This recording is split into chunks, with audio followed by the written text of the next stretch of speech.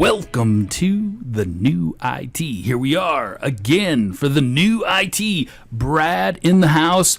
What's happening today? Oh, did we even talk to you about what's going on or who this person is? No, you really didn't. And that's where I was asking, like, hey, what are we doing? Wait What's a our minute. show today?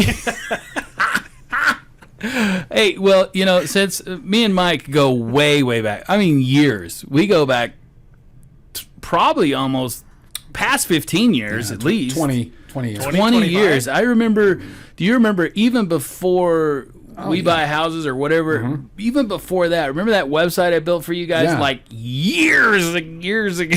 Yeah, absolutely. Wow. Oh my gosh, I can't believe. So I don't want to can- say how long it's been because that gives away your age, Bobby. everybody knows I'm an old man.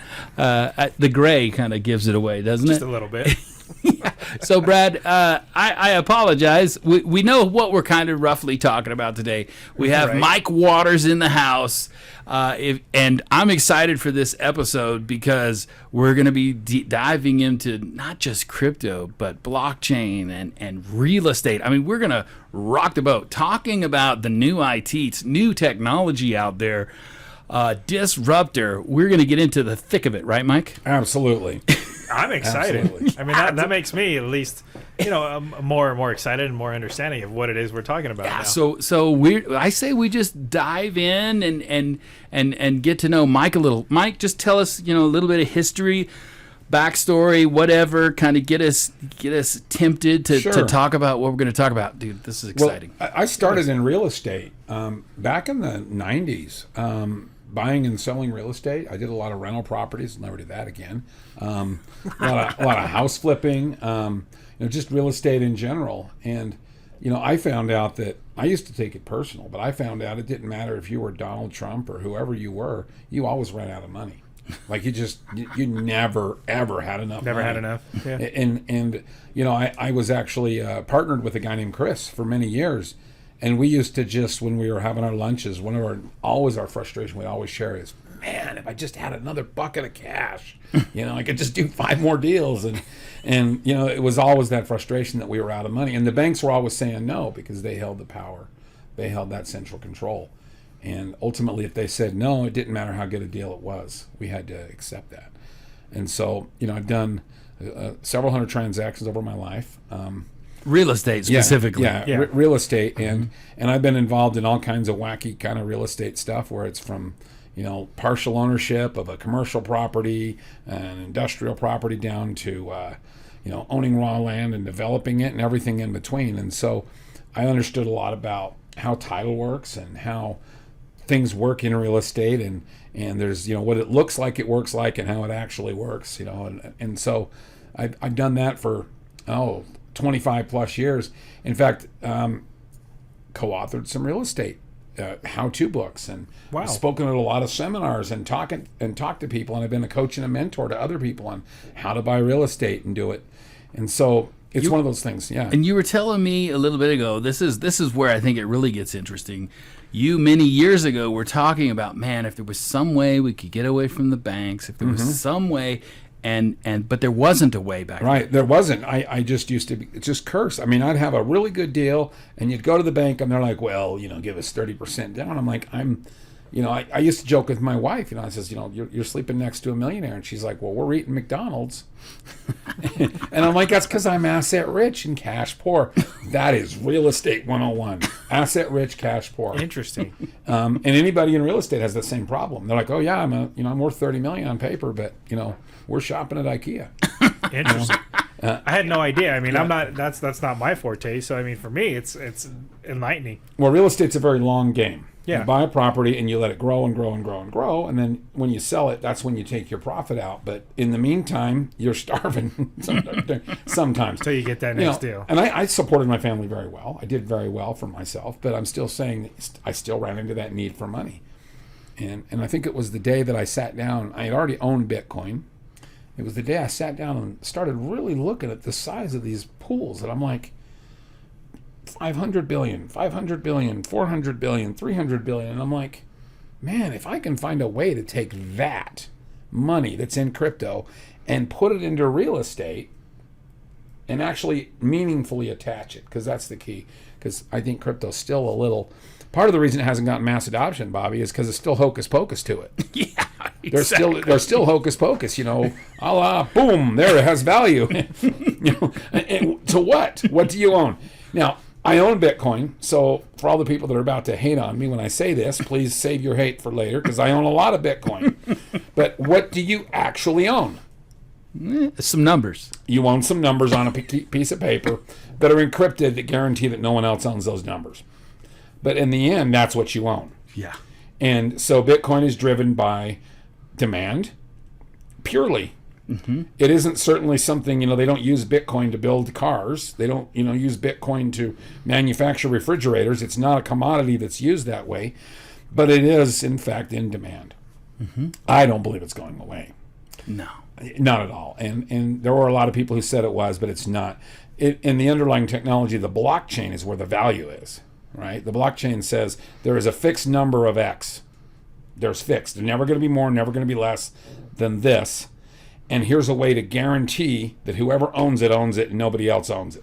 And like we were talking about, mm-hmm. this in the history of the world has never been a thing. Right. We've never had that ability. We don't know how much gold is out there. Mm-mm. We don't know, there's no such thing as knowing exactly how much of a thing is and who absolutely owns it at any given time. That's never been a thing. Well, a good example is like take Vietnam. They decide they want to take over the country, so they say, this currency is no longer valid. We're now issuing a new currency. And they instantly bankrupted everybody by doing that. And you can't do that in a blockchain world. You can't just say you no longer own Bitcoin. Right. Because you still do. And it still has value. Yep. And nobody can take it down. I mean, right. Even China saying, no more, can't use it or do anything with it. It hasn't slowed it down at all. Everybody said, "Oh, that's going to really mess things up." I think there was a little bump. Yeah, exactly. So help me understand. Yeah. What are you doing now with crypto and real estate? I mean, this is it. This is the question. This is where it gets exciting. Right. So let me just tell you, when you go to buy a piece of real estate, what do you normally do? Well, you go through obviously you got to get pre-approved, and then you got to go through underwriting, and then you got to make sure that all your ducks are lined up to be able to afford mortgage broker person. Exactly, yeah. So you basically have 4 or 5 people involved. Yeah. That decide if you're worthy to own a home. That's what it is. Yeah. There's 5 people who they get to decide if you're worthy, and they're all bankers, and you have to listen to what they say because they control it. They make the rules. If the realtor says the house is not the value that it is, you don't get the house. If the mortgage broker or the appraiser says it ain't worth what it's worth, you don't get the house. All of those factors come into play, and they decide what you are worthy to have. Our disruptor is, if you want the house, buy it. Okay. It's that simple. And how do you do that? Okay. Yeah.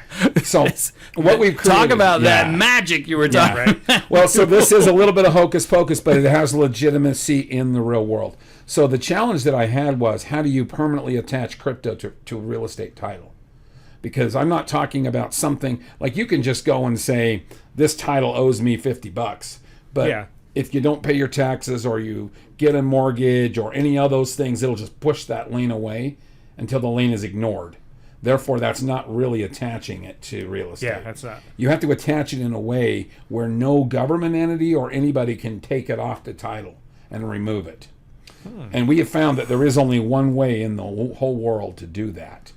And wait, pause. This is important. We have to pause for this. Yeah, and there's only one way to do it, and we have it patented. That is awesome. There it is. So for all you out there, there's a lot of you out there who see companies doing real estate projects, tokenization, and they're all doing it wrong. That's not because I'm an egomaniac. They're doing it wrong. They're doing it wrong because either A, they don't do it the way we do it, and they're going to create some conflicts in court, or they're doing it wrong in that the lien that they're applying can be eliminated through a series of bad management. Really? Yeah. Interesting. So, for example, let's say you have you just put crypto lien on your house and you don't pay your mortgage payment. The mortgage company forecloses out and pushes that crypto lien off your title. You're not attached to the title anymore. You can't do that with ours. You cannot foreclose us off. In fact, we can foreclose the mortgage company off.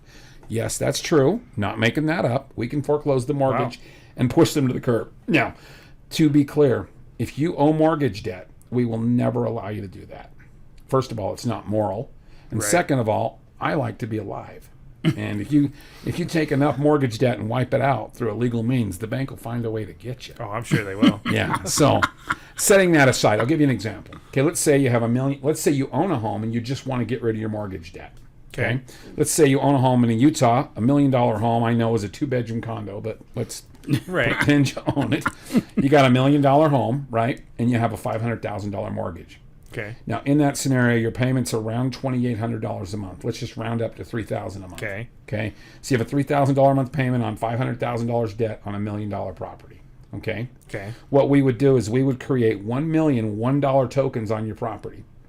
We would file our Quest lien that we put on. We call it a lien, but it's much more complex than that. And you just said Quest, which nobody listening would understand what That's that the means. name, Quest Crypto. Quest Crypto. There we Okay. do. We just Yeah. announced what we're talking about. Okay. Yeah. We want you to be mind readers, people. Right. Right. I'm trying to play catch up there. I'm getting there. So you Me put too. we put 1 right million Quest Crypto dollars on your property. Then we sell those $1 tokens. Sell them for Bitcoin, sell them for Ethereum, sell them for whatever. Our coins are equivalent to USDC, but better. Okay. Now USDC trades at around 500 billion right now. Is on the market in circulation, and people buy that coin because it stays value. It doesn't go down. It doesn't go up. It stays value. Ours is a better product than USDC because what we do is we attach it to the equity. So now we sell those 1 million coins, but we don't give you a check for $1 million because you owe the mortgage company $500,000. So what we do is we take $500,000 of that $1 million from the sale of the tokens, and we give that to your mortgage company. And Pay them off. they're going to send you a statement in the mail called a deed, a deed of a recordance or Reassignment or reassignment, something like that. basically that says we're no longer owed money, and then we send you the $500,000. Now you have now sold 100% of your equity. Okay. Okay. But this is the important thing. I remember when I said earlier that a lot of people aren't doing it right. Our tokens attach only to property rights. They don't attach to property. So the property right this attaches to is equity only, meaning that the token owners cannot knock on your porch and say, "Hey, can I sleep on your couch tonight?" Because I own this. Yeah, because 'Cause I own a piece of you. yeah, you still own the house. You're on title. The house still belongs to you. The only thing you've sold is your equity. Interesting. Okay, that's it. And so you are not obligated to sell. You do not have money to pay back. You have just sold the equity. Now, let's say in another scenario that all you did was sell 500,000 worth of coin, and you have 500,000 Quest coins in your digital wallet. You can just hold those in your digital wallet as well. And still make your mortgage payment. Now your mortgage payment's done because you Oh, had $1 yeah, million. you You wanna sold have a mortgage 500,000. Mortgage payment 0, and now you have 500,000 tokens still in your wallet. So what happens if equity goes up? That's a great question. So, $1 million home, a million tokens issued. Next year, it's worth 1.2 million. Every token's worth $1.20. Okay, so it's based off of the token value. So we call it a stable plus coin because it means that it's going to stay at a value of a minimum dollar, and then as the property goes up, the tokens will rise but not fall. Okay, I think. Why not yeah. fall? What if we had a crash? Fantastic question. Fantastic question. So there's several reasons. First of all, my grandfather owned a property for 45 years. I can't even imagine that, but he lived in the same house for 45 years. During the 45 years, there were 9 market crashes. Wow. Did he ever lose money? No. Because it's when he sold the house that any losses or gains are realized. So that's the first thing. You're not going to sell it the market's down because your house is paid off. Yeah. Okay? There's no reason for you to sell at that point. Second of all, if there was for some reason where you said, no, I want to sell, I don't care, I just want out, maybe you're getting a divorce and the judge said you split got to that. sell. Or maybe there's a bankruptcy court and they say you got to sell. Although the bankruptcy court really doesn't order it, there's no equity. Yeah. But in the event that you wanted to sell, we have, when you put the property into the Quest system, we have a mortgage insurance product that we attach to the equity that says if the property ever sells below the spot rate, that insurance company will cover the difference. So Wow. it will never go zero. Okay. And that's the same product that the bank uses. Yeah. When you borrow Yeah. money from the bank, they say, okay, well, FDIC. yeah, we're loaning you $100,000, or in this case in Utah, $1 million to buy this house, and if we have to foreclose and only collect $900,000, the $100,000 belongs to the mortgage insurance company. They have to pay it. Interesting. I didn't know that. Yeah. So we're using conventional real estate products to stabilize the value. So Wow. the reality is you're not going to sell, okay? Because the only reason 90% of the time when people sell, it's because they can't afford, they can't qualify, because remember the bank's saying what you can and can't Yeah, buy. what you can and can't. What you're worthy to buy, the bank says you're not worthy to buy another house. So you have to sell this one. Or you're in a situation where you've lost your job and now suddenly you're looking at, I've got $100,000 in equity, but I can't make the mortgage payment. And so the mortgage company is going to foreclose me out, take my equity. I don't want that, so I'm going to sell the house so I get my equity. Okay. So that's your primary motive for selling a property, is because you got distressed situation. If there's no debt. Now, going back to that example where the homeowner had a $3,000 house payment. Now let's talk about what that homeowner lives with. Okay?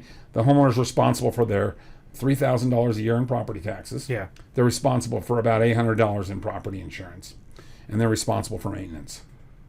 And electrical and And anything else that they were. Your So utilities. but that $3,000 payment is gone. that's gone, and now what they're paying is the equivalent of about $800 a month. Give or take. Why isn't?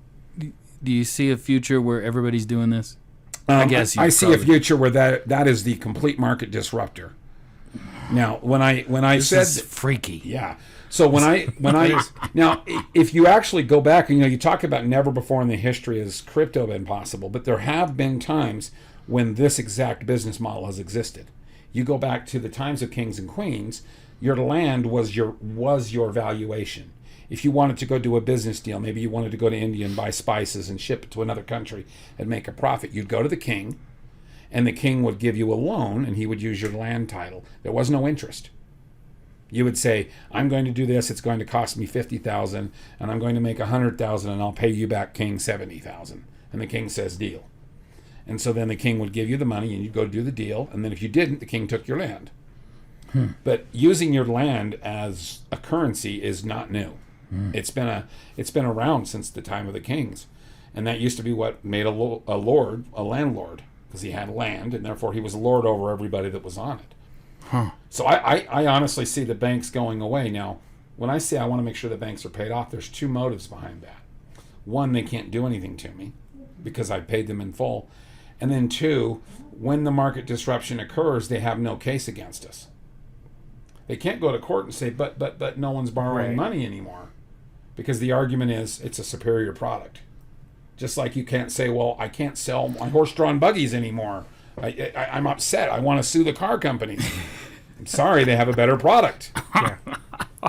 Okay, our first question is always, how are you a disruptor? And I think we've just kind of hit Yeah. that, don't you think? Brad, you got any No, questions I around mean, that? How are you using technology like blockchain to be that disruptor? Well, that's the next question, Yeah. right? So how is this technology? So- Who's taking care of it? Who's doing it? How What are we you do doing is when you put a property into the system, whether you're buying it or it's an existing property, a blockchain is made for each individual property. Okay. So your house would have a blockchain. Bobby's house would have a blockchain. its own blockchain, Its but it's own still blockchain. called a Quest coin. Yes, it's a Quest coin, but it's attached to individualized Individual blockchains. blockchains. So we do a Whoa. Quest / and then we put a serial number on it, and that serial number attaches to Bobby's property. So Bobby might be Quest -4, and you might be Quest -6, and Yeah. might be Quest -1 because I'm number 1.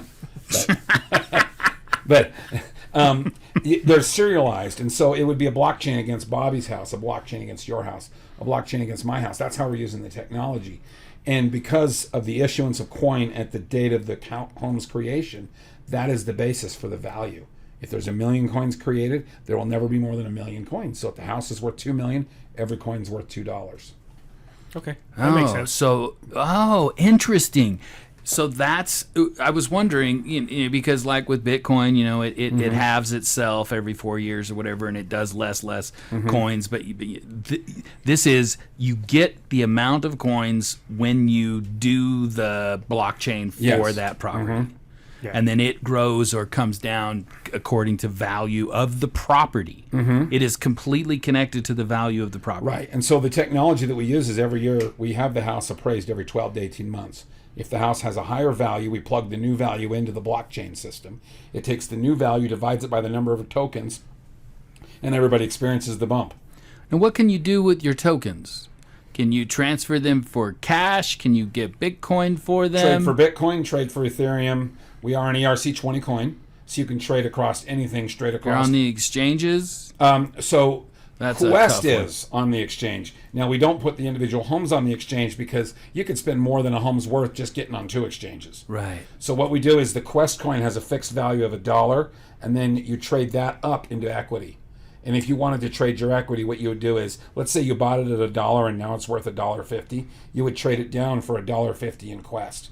Then you would trade the $1.50 in for USD, and then you can either cash the USD out, or you could trade the USD for Ethereum or whatever you wanted to.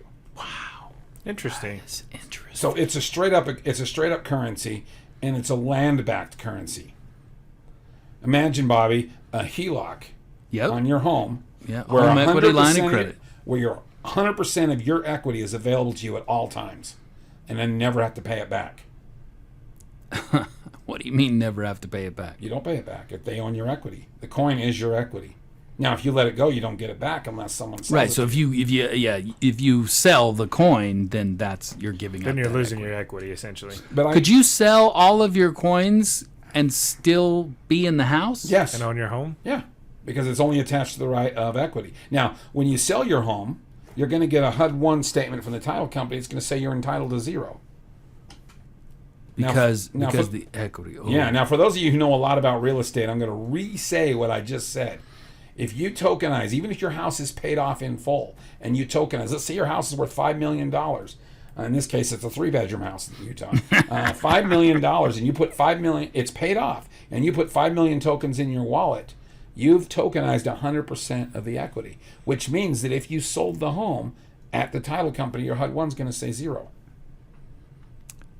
So who get so okay, man, this is harsh. Yeah. I sell my $1 million home for Yeah. $1.2 million. Mm-hmm. Okay, I don't get any of that Every token owner would get $1.20 for each token they owned. back, Yes, back. and they still own the token. And they don't own it anymore. They got their it's a forced sale. So if you sell your home, what would happen? And he owned the tokens. He's going to get a notice that his tokens are no longer tradable, but they're valued at $1.30 upon sale. Instead of a So dollar- so if he instead of a spent dollar. if you spent $2 on it, now it's worth $4. Right. You've made money. Yes. Which Right. is the whole point of the deal anyway. But he wouldn't be able to trade the token anymore because he would try to trade it for Quest, and it would say this token's invalid because the property's gone. Here's $4 in USDC. So how does that technology work that it knows, hey, it just invalidates that blockchain at that point? Yeah, so we just kill the blockchain remotely. When the home sells, we just put a button and then it's dead, but it doesn't kill the token value. It just freezes it and it says the token's no longer tradable. So if the blockchain says I traded it, it's going to go, nope, you can't. That's how we built it. Interesting.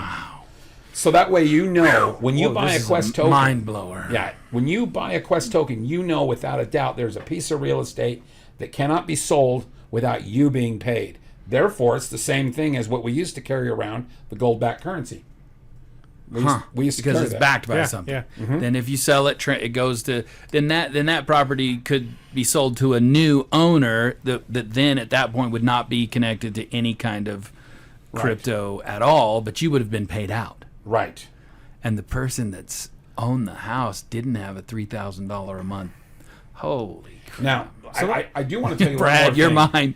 mind, Brad's head right there is looking before you like, jump in, wait Brad, a minute, wait a minute. I do want to give you a real-world example of how people are getting hurt in the world of crypto. Okay. There's a lady in California. It's a suit that's going on. It's going to wind up in the California Supreme Court. Okay. She bought $3,000 worth of Bitcoin back when you could buy Bitcoin for nothing. She now owned $10 million in Bitcoin. She says, I got $10 million in Bitcoin, and there's a sweet house down there. I'm going to go buy it. So she sells her Bitcoin for $10 million cash, goes down and buys the house. The state of California says, whoa, whoa, whoa, whoa. You bought a house with crypto, you sold it for cash, you owe us 40% capital gains. Federal government comes in and says you owe us 25% capital gains. She now owns $6.5 million in taxes for buying a $10 million house from her Bitcoin. She has to now sell her house so she can pay the taxes. Yeah. And she's not going to get the house or the cash. She's going to wind up with, by the time she's got attorneys, she's going to wind up with $500,000 left in her pocket. And this is a big deal because she had a value. This is why we exist as well, because she could have said, I want that $10 million house. Quest would have gone in and bought it, tokenized it, and traded her. Okay. And there would have been no No, yeah. sale. There would have been no sale. We'd have just said, I'll trade you my Bitcoin for the Quest, and she would agree, and then she could go move in. But you'd had to have the seller of the house do that. Yeah, so we actually have a liquidity pool where we'll come in and we'll buy the home. Oh, so you kind of sit there, you buy it then from whoever's selling it, then you tokenize it Right. and sell it to the So person. if you had 10 million in Bitcoin, See, this sounds pretty shady. I mean, and I think it only sounds shady because it's Bitcoin and we just don't. Nobody really understands. So, can you help us see why it's not shady? Yeah, well, so let me first of all, I'm born and bred libertarian, so you have to understand that I have these. I do believe that most forms of taxation are theft. I'm going to get libertarians right now pinging me saying all taxation is theft, and I understand their argument.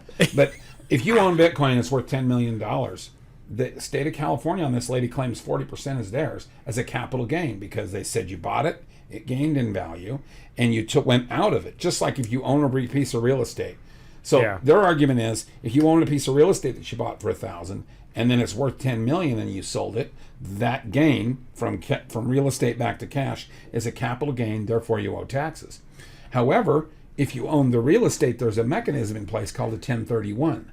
Where you can say, I'm going to sell the house, but I'm going to buy another. You file 1031 paperwork, you sell the house, the money doesn't go into your pocket, it goes into an intermediary's account, who then buys the new house with it, and the 1031 is filed and you pay no taxes. That is a current mechanism in place in the real estate world called a 1031. That you can do if you've lived there for over 2 years. Right. I'm saying the same thing exists in the crypto world. A 1031 exchange going from one crypto to another is the same thing. You haven't cashed out. You traded from one crypto to another. That's all you've done. You're not taxed when you go from Bitcoin into Ethereum and Ethereum into Dogecoin. You're not taxed for that because you're trading from one to another. So if you wanted to buy a $10 million home, you would give me your $10 million in crypto, in Bitcoin. We'd put it in an escrow account. I would then go buy the $10 million home. I would then create the crypto and then exchange the crypto with you. And then say, go ahead, move in, it's your home. Interesting. Wow. Now, to blow your mind further, then you can turn around with that $10 million in crypto you own and sell it back and get your money back. Wow. We've went off the rails because I bit. just don't know what to You do. had a question, though. I wanted to hear your question. I did. I mean, so how would, if I wanted to own multiple properties, how would I do that? I mean, is it like the same thing, or if I wanted to do some rentals, like a yeah. rent, So I'm going to do the Mr. Burns thing. Excellent, right? So honestly, now you're going to get into what I've talked about sounds really esoteric and beautiful and change the world. Quite honestly, there is an element of greed in there. I want to be able to buy a lot of properties and not have debt on them. So that's what I'm going to do. I'm going to buy lots of property, and what we're going to allow other people to do it. We're starting from the top down. We're doing Elon Musk's strategy. We're starting from the very big ones. Big. We're doing a $6.4 billion project right now in Las Vegas. We're going to fund the whole thing through crypto. Wow. And all of that, just the liquidity pools alone are going to generate $260 million to which we can use to buy and fund other real estate transactions. So to answer your question, we're only going to let people do one home initially. Okay. Then, as the liquidity pools grow and as they prove they can handle it, it's not a worthiness issue. It's, do you handle the maintenance and the things on your house and behave properly in the system such as to maintain the value? Then we'll do a second one. Kind of like Ray Kroc did with the McDonald's owners for the franchise. If you didn't take care of if your franchise, you don't get a are you second one. worthy enough, essentially? Yeah. Okay. So it's with great power comes great responsibility. Now we created another crypto coin called NAB. It's KNAB. It's bank backwards. That's on purpose because we're undoing banks. And what we're doing is we're taking the underwriting fee to put a property into our system, and we're taking payment in NAB. Interesting. So the current charge is 10%. So if you had $1 million house, you'd have to have $100,000 in NAB. You would pay that to us, and we would put your house in the system, and then you would get all the money from the sale of the tokens. Interesting. So the idea is if you buy $100 worth of NAB today and it's now worth $100,000 in 6 months after our ICO goes, you've, with $100, been able to buy $1 million property cash free. Interesting. And like it. as more people buy the NAB because they want to put their homes in, the value of the NAB grows, and the guy that paid $1,000 for his NAB can now put in for a $5 million home. And people will continue to buy NAB, and then as we get it and we put the property in, we'll put the NAB back out for sale. So the market will progressively climb. That's our tokenomics model. It's a lot like Bitcoin. It'll be a supply and demand. But ours, the NAB token, to be clear, is just like the other hocus pocus cryptos. There's no value to it other than what you can do with it, which in this case is buy and sell a house. Interesting. I like it. My brain is. And I don't mean to kill Lot to you guys. digest. Yeah. So, the future. Yeah, we don't even have to ask him questions. He just went right to the question. Exactly. Yeah, so for The me, future. What's the future, Mike? So the future I see is really banks becoming less and less relevant in our day-to-day business. If a person has $300,000 in title and value, they should be able to use that money the way they see fit. And they shouldn't need a bank's permission or anybody's permission to use it. I see people being able to broker. Now, there's going to be irresponsible people in every society. Yeah, I mean, that's kind of what I was getting at. Oh, yeah. I mean, you're going to have people who are going to go to Vegas with their $300,000 and they're going to blow it all. And I can't stop that. But what I can stop is those same people that did it with a mortgage lost their house and they're homeless. And in our situation, they didn't lose their house. They're never getting any money out of it. They're done. Right. So, I mean, I'm stop-gapping the bottom worst consequence. I see the future, honestly, people just trading occupancy tokens on their home. I want to go live in Pittsburgh for a month. This guy's got a nice house. I'll trade you my token. You trade me yours. I just go live in your house for 6 months. Whoa. Yeah. Because occupancy is a separate right. Whoa. And, we go to like Airbnb, for example, and say, you know what? I'm only living in my house 6 months. I'll give 36 weeks of tokens out to Airbnb, and you guys can broker them and let people move into my house for that. And then when the tokens are expired, they're expired. Wow. Jeez. The timeshare industry is going to be rocked in a very good way because the timeshare industry can say, here's how many condos we have. We'll issue. Here's how many tokens. Here's for how many this, tokens. This and if you want to move in, here's the tokens. You buy them and cash them whenever. You get rid of this you get rid of that pushy sales guy. Yeah. I mean, everybody hates him. So Yeah, but that's then they okay. won't give away all those free trips. You're really paying for them now, and I know you know that. In the long run, yes. Although, if you go to them and you go, dude, no matter what you say, I'm not buying anything, so you're going to be wasting a lot of time if you keep hounding me, just so you know. That works a little bit. I'm just saying. Yeah. I don't do that anymore, but Yeah, but no, I mean, so I see the timeshare industry being rocked. I see the hotel and accommodation industry being rocked because they can sell their occupancy tokens off, and they can say, you know what, we got 40 tokens this weekend that aren't even being sold. We'll just throw them into a secondary market and let people. You know take what them. this kind of feels like? It kind of feels like the internet and newspapers connected to banks and crypto. Do you see that it could be that kind of a disruptor where the banks are going to wake up one day and they're going to be just devastated? Yeah, that's what's actually going to happen. So right now the banks mock crypto, and some of them are like, well, we'll take your Bitcoin, but we won't sell it to you. You know, it's kind of there. Well, we'll take the cash out, but we won't put it in. The day's going to come when the banks are going to go, people aren't applying for mortgages anymore. What do we do? Now, for those listening to me, there's going to be some haters when I say this. This is going to put new power in the future to the homeowner. Bobby, you ready to have your mind blown again? I don't know if I can handle it. Let's say- Wait, hold it. I'm not sure I can handle it. Now, let's say in this scenario, like we talked about earlier here, where you had $1 million home and you only sold 500,000 tokens and you own 500,000 tokens. Selling your home, you might actually make some money on your tokens, right? You decide to sell the home. You contact Quest and you say, I want to sell my home. Quest puts out a property right that you own, which is called the right to sell. And they offer it up for sale to realtors. What? Yeah. I don't Realtors understand. paying to list your home. Oh. They're not charging you. The realtor says, Interesting. I can sell your home. Great. We have tokens that last 1 month. How many months do you think it'll take to sell my home? 3 months? Great. You can buy 3 months worth of listing and sell tokens for $2,000. There you go. Pay me the money, and now you can list my home. The realtor paid me to list my house. Whoa. And at the end of 3 months, if the realtor didn't sell the house, the tokens expire, and see you later. Get your sign off my yard. But they do still get their I mean, they get money from selling the house. If they sell the house, If they sell yeah. the house. Yeah. Only if. But see, before the agent says, I love the agent story. I can sell your house in 30 days. Sign the 1-year listing agreement. Wait a minute. You just said he's selling it in 30 days. Yeah. And you're asking me to commit to 12 months because it's a lie, right? Well, now, put your money where your mouth is, agent. You can buy 1 month, 2 months, 3 months, however many months of listing you want. Here's the price.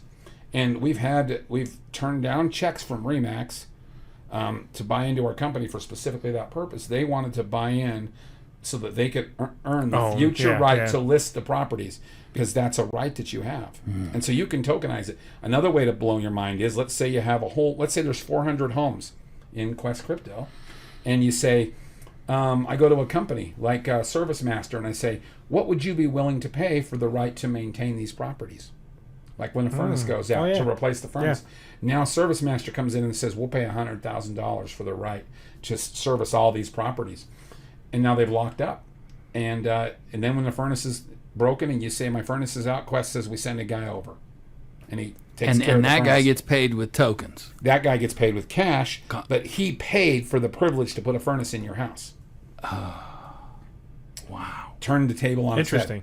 Everything. And this is so much deeper than just real estate. Absolutely. We're going to turn the heads on the insurance industry, because now you in Utah, you have to pay like ridiculous amounts of money for earthquake insurance, because no secret, we have earthquakes here, right? Well, now we go and we say we have 10,000 homes in our Quest Crypto system. We'll sell the right to insure to a major insurer. They have to buy the token rights to insure, and now they're insuring the homes as a block. The rates drop. Interesting. And the homeowner's going to get these little checks. Here's a check from $20 from Allstate. I guess they're insuring my house now. Thank you, Allstate. The service master's going to put the furnace in whenever it goes out. Great, thank you for the $40 check. You're going to see that. And so the future is homeowners get paid to own their homes.